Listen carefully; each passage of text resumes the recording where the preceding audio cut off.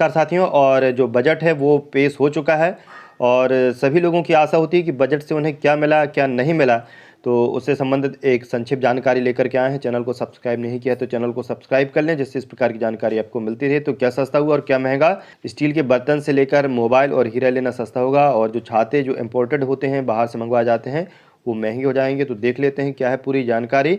और कोरोना महामारी की तीसरी लहर के बीच वित्त मंत्री निर्मला सीतारमण ने आम बजट 2022-23 पेश किया है। इस बजट में सरकार ने इलेक्ट्रॉनिक्स के क्षेत्र में देश को आत्मनिर्भर बनाने पर जोर दिया है। बजट में कुछ प्रोडक्ट्स पर इंपोर्ट ड्यूटी बढ़ा दी गई है, जिससे ये प्रोडक्ट महंगे हो गए हैं। वहीं कुछ प्रोडक्ट्स पर सरकार ने इंपोर्ट ड्यूटी घटाई भी है।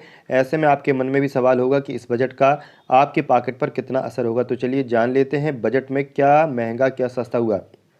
तो मोबाइल फ़ोन सस्ता होगा, इम्पोर्टेंट छाता महंगा होगा। वित्त मंत्री ने mobile phone charger, mobile phone camera, lens, transformer की डोमेस्टिक मैन्युफैक्चरिंग को बढ़ावा देने के लिए कस्टम ड्यूटी में कंसेशन देने की घोषणा की है। मोबाइल पार्ट के सस्ते होने से मोबाइल के भी सस्ते होने की उम्मीद है। ज्वेलरी इंडस्ट्री को बढ़ावा देने के लिए सरकार ने कट और पॉलिश डायमंड के साथ रत्नों पर कस्टम ड्यूटी को 5% कर दिया है।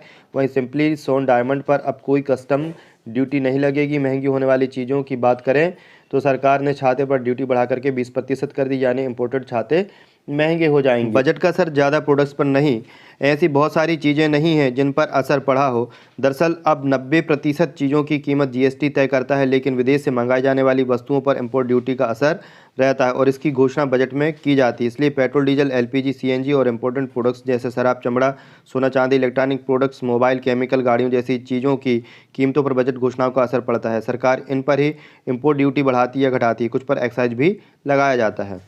सरकारी कर्मचारी जो आशा लगाए हुए थे बजट से, तो उसमें प्रेस कॉन्फ्रेंस में वित्त मंत्री ने मिडिल क्लास को टैक्स में छूट क्यों नहीं दी गई पर सफाई भी दी। कहा, हमने 2 साल में से टैक्स नहीं बढ़ाया है, ये सबसे बड़ी राहत की बात है।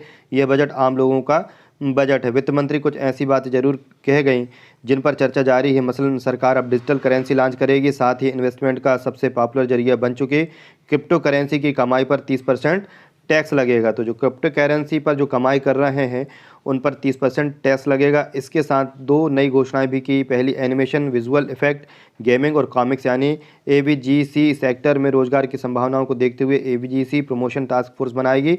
और दूसरी, प्रोफेशनल एजुकेशनल के लिए डिजिटल यूनिवर्सिटी। बजट में मुख्य 8 बातें हैं जो आपसे साझा करते हैं। Number 1, income tax. लगातार 9वें साल भी हाथ लगी निराशा, कोई बदलाव नहीं। इंतजार था कि इनकम टैक्स स्लैब में बदलाव होगा, 9वें साल भी इसमें कोई बदलाव नहीं किया गया है। टैक्स फ्री इनकम की लिमिट बढ़ाने की उम्मीद थी, यह घोषणा भी नहीं हुई। टैक्स फ्री इनकम का दायरा नहीं बढ़ा, टैक्स स्लैब रिवाइज नहीं, आपको 2 साल पुराने टैक्स रिटर्न को अपडेट करने की सुविधा ही। दूसरा, नौकरी पेशा भी उम्मीद लगाए हुए थे, उनकी उम्मीदें भी धराशायी हुई है। कोई बड़ा ऐलान नहीं, उम्मीद थी कि 80-80 का दायरा बढ़ाया जाएगा।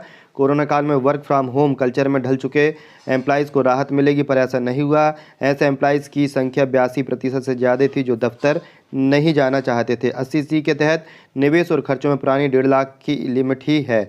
वर्क फ्रॉम होम वर्कर के लिए कोई स्पेशल अलाउंस नहीं है। तीसरा, कारोबारी और जीएसटी की दरें, एमएसएमई के लिए पैकेज जीएसटी की तारीफ। और किसानों के लिए पीएम किसान निधि नहीं बढ़ी पर दूसरे ऐलान हुए। उम्मीद थी कि प्रधानमंत्री किसान सम्मान निधि को 6000 से बढ़ाकर 9000 किया जाएगा, पर ऐसा नहीं हुआ। हाँ, कुछ और ऐलान हुए जो निश्चित तौर पर किसान के लिए फ़ायदेमंद होंगे। तो मिला जुला बजट रहा है, जहाँ पर सरकारी कर्मचारी को कोई विशेष ज़्यादा फ़ायदे वाली बात नहीं है। तो आप अपने विचार जो है कमेंट बॉक्स में ज़रूर लिखें। चैनल को अभी तक सब्सक्राइब नहीं किया तो चैनल को सब्सक्राइब कर लें, जिससे इस प्रकार की जानकारी आपको यहाँ पर मिलते रहती हैं। धन्यवाद।